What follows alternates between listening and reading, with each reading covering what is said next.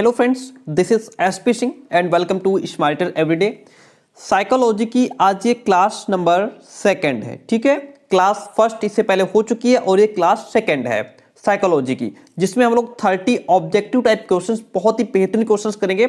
इसमें मैंने 30 क्वेश्चंस में शायद 20 या 16 18 क्वेश्चंस मैंने सिर्फ सिद्धांत वाले डाले हैं कि ये किसका सिद्धांत है, वो किसका सिद्धांत है, क्योंकि ऐसे सिद्धांत जो अक्सर एग्जाम में पूछे जाते हैं, बहुत ही इंपॉर्टेंट क्वेश्चंस। ठीक है, एक से बढ़कर एक क्वेश्चंस है, विद एक्सप्लेन हम लोग इसको क्लियर करेंगे। क्लास भले ही लंबी हो जाए लेकिन एक्सप्लेन करेंगे, पूरा डिटेल में आपको समझाते चलेंगे।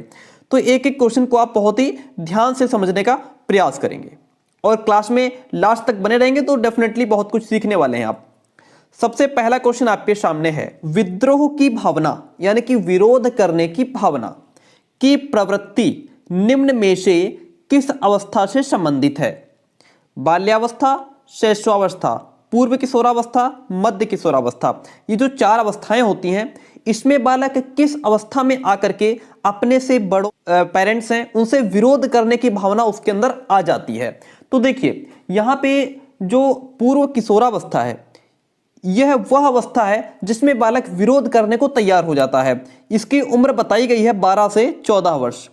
पूर्व किशोरावस्था 12 से 14 वर्ष की उम्र होती है, जिसमें बालक को लगता है कि उसके घर में जो प्रौढ़ हैं, जो उससे बड़े हैं, वो उसकी मार्ग में बाधा बने हुए हैं, वो उसको स्वतंत्र रूप से रहने नहीं दे रहे हैं। ऐसा कॉलेसनिक कहते हैं। कॉलेसनिक का कथन है कि किशोर जो है वो प्रौढ़ों को अपने मार्ग में एक बाधा समझते हैं, जो उसे अपनी स्वतंत्रता का लक्ष्य प्राप्त करने से रोकते हैं। ठीक है, तो पूर्व किशोरावस्था जो है यह एक ऐसी अवस्था है जो विद्रोह की भावना जब पैदा होती है बच्चे के अंदर। सीखने की वह अवधि जब सीखने की प्रक्रिया में कोई उन्नति नहीं होती है क्या कहलाती है? वो सीखने का वक्र, सीखने का पठार, स्मृति, अवधान। तो देखिए, सीखने की वह अवधि जब सीखने की प्रक्रिया में कोई उन्नति नहीं होती है तो वो सीखने का पठार कहलाती है। क्या कहलाती है? सीखने का पठार। सीखने में प्रयास, ये क्वेश्चन शायद आपको पता होगा, मैंने शायद इससे पहले क्लास में भी दिया था। लैंग्वेज चेंज कर देते हैं। सीखने में प्रयास व भूल के सिद्धांत का प्रतिपादन किसने किया था?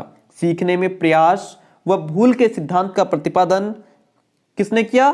थॉर्नडाइक ने किया था। ठीक है, और इसे उद्दीपक अनुक्रिया सिद्धांत और संबंधवाद का सिद्धांत, अनुबंधन का सिद्धांत भी कहते हैं। कोहलर निम्न में से किससे संबंधित है?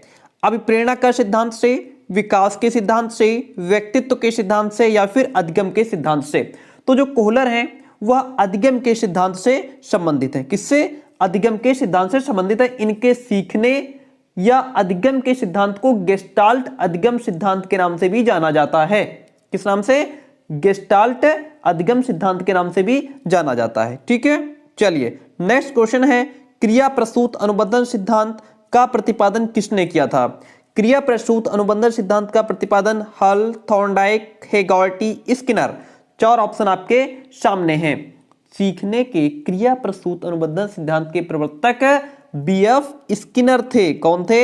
बीएफ स्किनर नाम है इनका। ठीक है, और अगर बात करें इनके प्रयोग की, तो इनका जो महत्वपूर्ण प्रयोग था वो चूहे और कबूतर पर था। किस पर था? चूहे और कबूतर पर इनका महत्वपूर्ण प्रयोग था। ठीक है, चलिए बात क्लियर हुई, आगे बढ़ जाते हैं। क्वेश्चन नंबर 6 कहता है, बुद्धि के तरल क्रिस्टलीय प्रतिमान के प्रतिपादक कौन थे? Cattail, Thorndike, Vernon, Skinner. बुद्धि के तरल क्रिस्टलीय प्रतिमान का प्रतिपादन R.B. कैटल ने किया है। इनका पूरा नाम है R.B. कैटल। ठीक है, अगर हम बात करें कैटल के अनुसार बुद्धि के 2 महत्वपूर्ण तत्व है, तरल बुद्धि और ठोस बुद्धि है। ठीक है, और तरल बुद्धि को तर्क के आधार पर नई नई समस्याओं को हल करने की योग्यता के रूप में, और जो ठोस बुद्धि है उसको शिक्षा, प्रशिक्षण और अनुभव पर आधारित योग्यता के रूप में जाना जाता है। गोलमैन निम्न में से किससे संबंधित हैं? सामाजिक बुद्धि से, संवेगात्मक बुद्धि से, आध्यात्मिक बुद्धि से, या फिर सामान्य बुद्धि से? तो जो गोलमैन है वह संवेगात्मक बुद्धि से संबंधित हैं। संवेगात्मक बुद्धि, जिसको हम इमोशनल इंटेलिजेंस कहते हैं, निम्न में से कौन शेष से भिन्न है? अधिगम के लिए अधिगम का सिद्धांत, यानी कि इसमें 4 हैं, इसमें से एक कोई इन सबसे अलग होगा। समान अवयवों का सिद्धांत, ड्राइव रिडक्शन का सिद्धांत या फिर सामान्यीकरण का सिद्धांत कौन शेष से भिन्न है? प्यारे दोस्तों, जो ड्राइव रिडक्शन सिद्धांत है यह बाकी सबसे अलग है। कैसे? अधिगम के लिए अधिगम का सिद्धांत, समान अवयवों का सिद्धांत और सामान्यीकरण का सिद्धांत, ये जो 3 सिद्धांत हैं ये अधिगम स्थानांतरण के सिद्धांत हैं। ये तीनों किसके सिद्धांत हैं? अधिगम स्थानांतरण के सिद्धांत हैं। जबकि ये जो ड्राइव रिडक्शन सिद्धांत है यह अधिगम का सिद्धांत है। अच्छा, इसका प्रतिपादन किसने किया था? इसका प्रतिपादन क्लार्क एल हल ने किया था। हल ने, ठीक है, हल से याद रखिए। तो ये अलग हो गया। ये जो 3 हैं ये हमारे अधिगम स्थानांतरण के सिद्धांत हैं और ये जो सिद्धांत है ये अधिगम का सिद्धांत है। इसको प्रतिपादन करने का श्रेय हल को जाता है। क्वेश्चन इंपॉर्टेंट, एक बालक जो साइकिल चलाना जानता है अब वो मोटर बाइक चलाना सीख रहा है, ये किसका उदाहरण होगा? क्षैतिज अधिगम अंतरण का। ये तो मैंने डिटेल में पढ़ाया हुआ है, अंतरण अधिगम अंतरण है ना, इसको एक्सप्लेन करके पढ़ाया हुआ है, आप देख सकते हैं। ऊर्ध्व अधिगम अंतरण का, द्विपार्श्विक अधिगम अंतरण का या फिर कोई भी अधिगम अंतरण का नहीं। सुनिए मेरी बात को, जब किसी कंडीशन में अर्जित ज्ञान, अनुभव, प्रशिक्षण का उपयोग किसी दूसरे या अन्य भिन्न प्रकार की उच्च लेवल पर जो कंडीशन है उसमें उसका अध्ययन किया जाता है तो उसे सीखने का ऊर्ध्व अंतरण कहते हैं।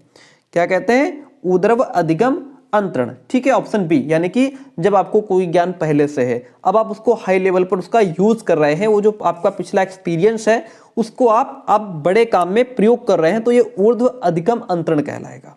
पियाजे मुख्य रूप से किसके अध्ययन के लिए जाने जाते हैं? भाषा विकास, यौन विकास, संज्ञानात्मक विकास या फिर सामाजिक विकास। तो जो जीन पियाजे हैं यह संज्ञानात्मक विकास के अध्ययन के लिए जाने जाते हैं। संज्ञानात्मक विकास का सिद्धांत जीन पियाजे द्वारा दिया गया है।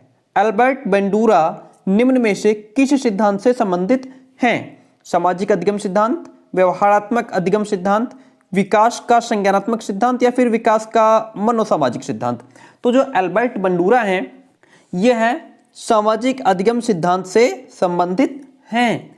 सामाजिक अधिगम सिद्धांत को बंडूरा द्वारा 1969 से लेकर के 71 के बीच में दिया गया। ठीक है, सामाजिक अधिगम सिद्धांत अधिगम की संज्ञानात्मक क्षेत्र के सिद्धांत के अंतर्गत आता है।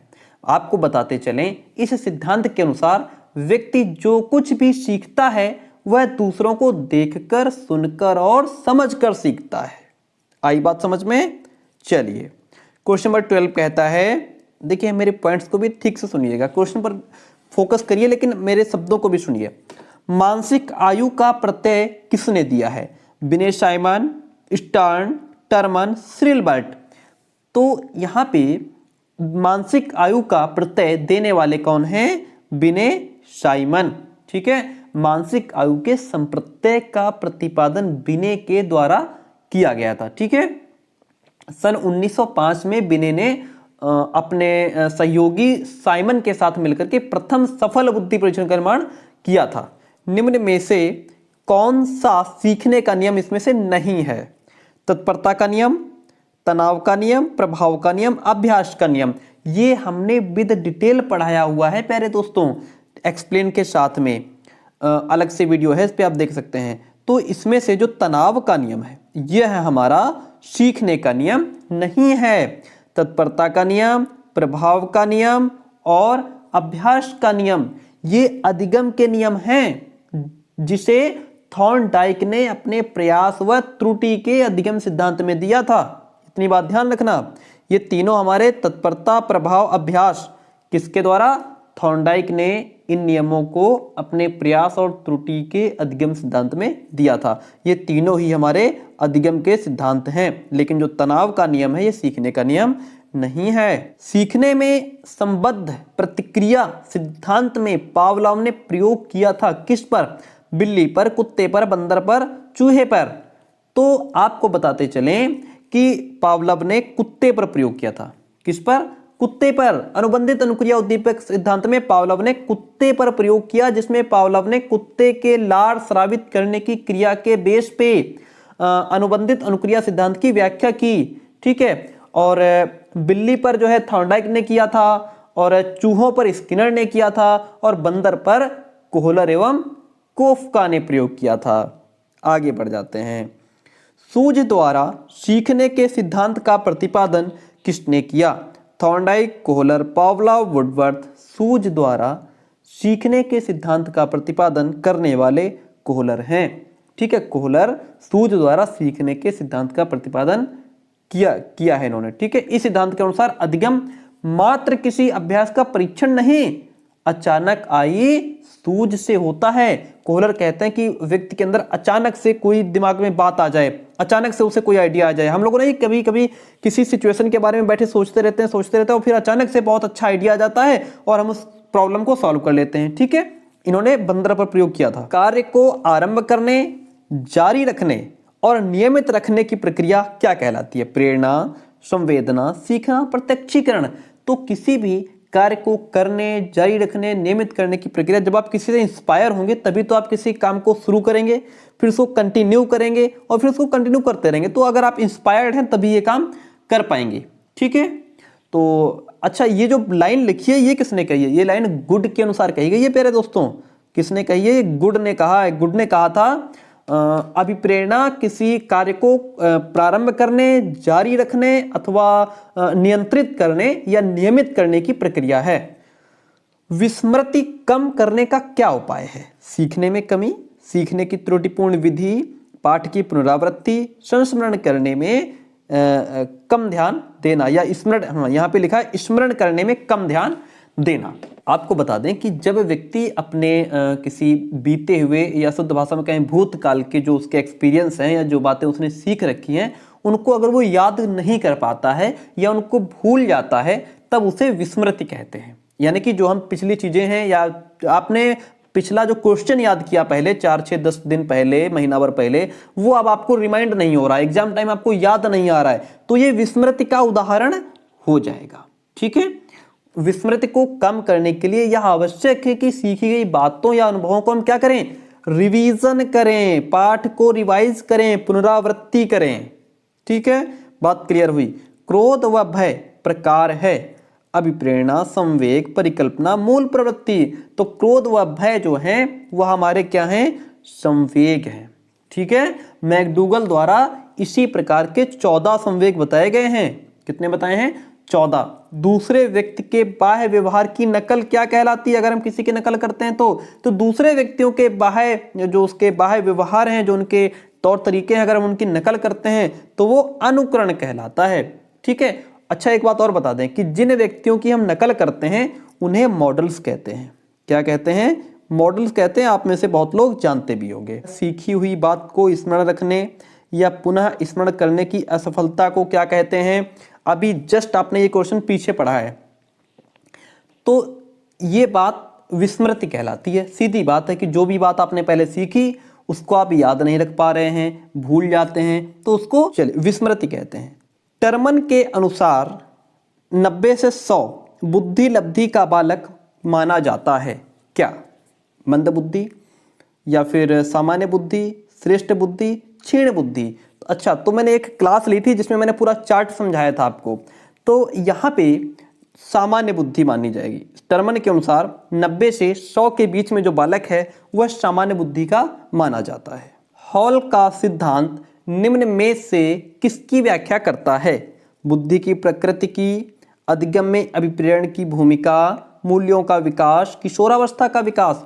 हॉल का सिद्धांत यानी कि स्टेनले हॉल ने 1904 में प्रकाशित अपनी पुस्तक एडोलसेंस में किशोरावस्था के विकास को आकस्मिक विकास के सिद्धांत के अंतर्गत उन्होंने एक्सप्लेन किया हुआ है।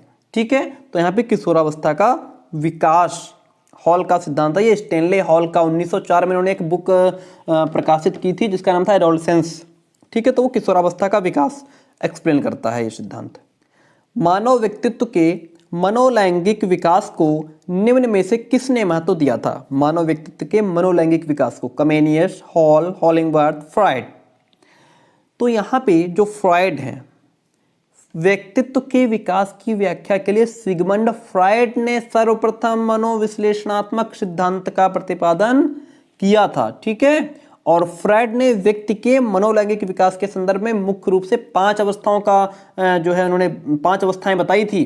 पहली बताई थी मुखी अवस्था, दूसरी थी गुदी अवस्था और लैंगिक अवस्था, अदृश्य अवस्था और जननेंद्रिय अवस्था बताई थी। तो ये 5 अवस्थाएं उन्होंने बताई थी, इतना डीप जाने की जरूरत नहीं है।